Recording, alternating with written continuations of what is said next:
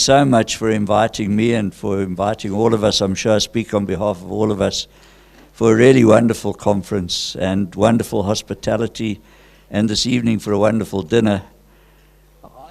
I've not been closely in touch with astronomy on jets for a very long time, and I found the conference really interesting and informative. I learned a tremendous amount, so I want to thank all the speakers because it really was an eye-opener to me to see how much is being done and the really exciting work that's being done. I'm not going to try and do what Roger did. I don't think anybody can do a summing up like Roger can, so I wouldn't even try and go there. But what impressed me most was how the subject has changed by bringing in multi-wavelength information. In the old days of Martin Ryle, Julia Riley and I went to Martin Ryle and said we'd like to go and do some optical observations at Mount Palomar. And Martin said, "Why do you want to do that?" And we said, "No, it'll add information, He said, "You're a radio astronomer. What do you want that for?"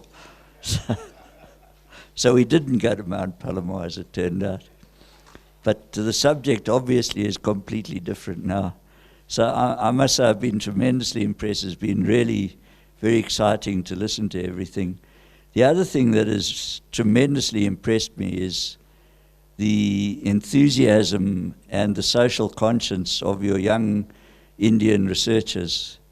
It's really been tremendous speaking to people here and seeing how interested and enthusiastic people are about taking science to the people and making sure that in India the science is not just kept within an ivory tower, but is taken out, and how important outreach is and how important it is to make science part of everybody's lives.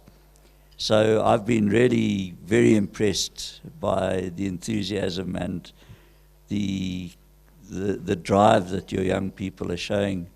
And a lot of people have asked me for recommendations as to how to do things, and I have to say India is a lot bigger than South Africa. South Africa is that size and India's that size.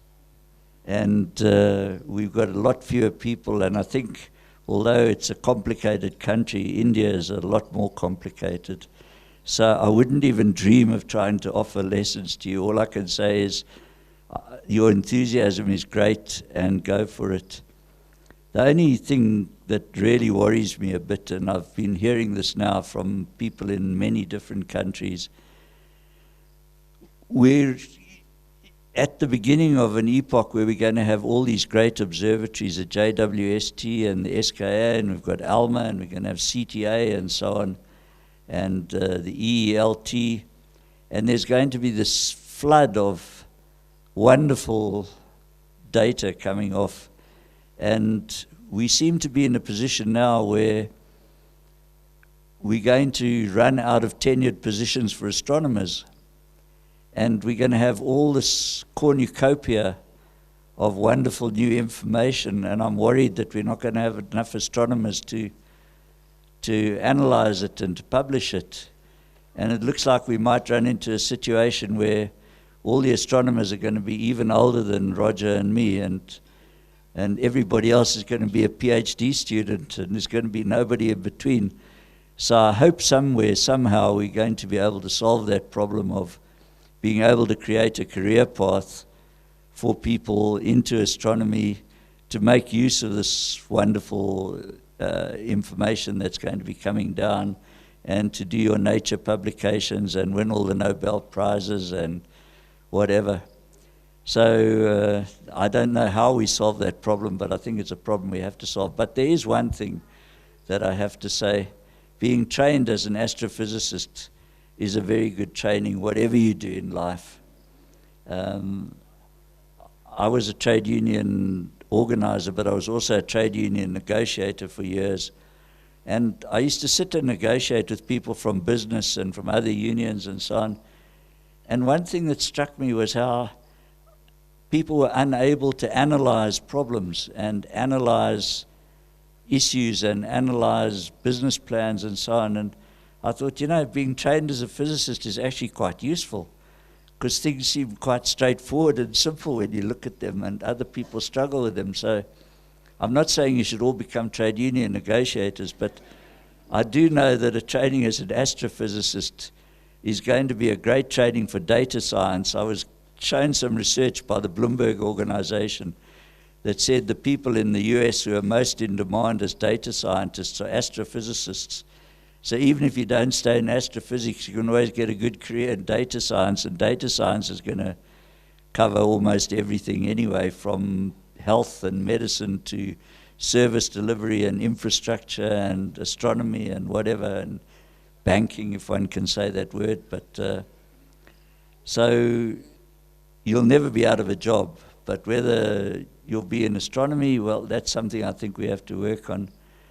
So just the last word I want to say, sometimes these issues seem very scary, and people said to me, how did you make the switch from astronomy into other things? I think that's also the nice thing about being a physicist. When you're faced with a problem, every problem is interesting. You know, whatever it is, every problem is interesting, and you can approach it and be analytical about that problem and work out how to deal with it and get enthusiastic about it.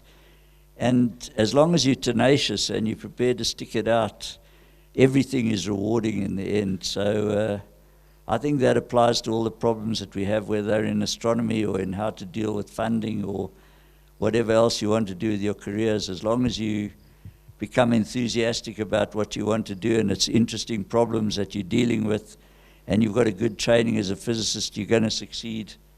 So thank you again, and I'm sure I thank you on behalf of everybody who's here, again, for the hospitality and the organization, and from myself in particular.